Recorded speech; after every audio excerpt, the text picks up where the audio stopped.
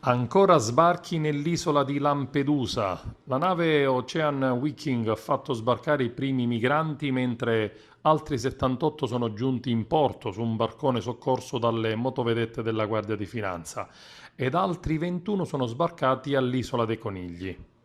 Il sindaco dell'isola, Totò Martello, ieri aveva auspicato un trasferimento rapido di tutti i migranti sulla terraferma, considerando tra l'altro che nell'hotspot dell'isola sono ospiti circa 200 persone, molti di più di quanti ne possa contenere.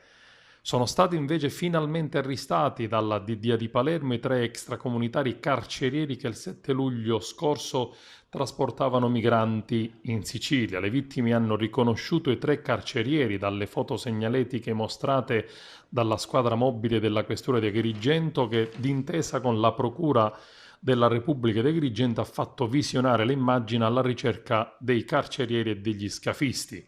Le tre persone sono accusate di sequestro di persona, tratta di esseri umani e tortura. Avrebbero trattenuto in un campo di prigionia libico decine di profughi pronti a partire per l'Italia.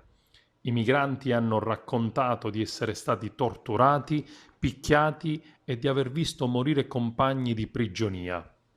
I tre gestivano per conto di una organizzazione criminale un campo di prigionia in Libia dove profughi pronti a partire per l'Italia venivano tenuti sotto sequestro e rilasciati solo dopo il pagamento di un riscatto.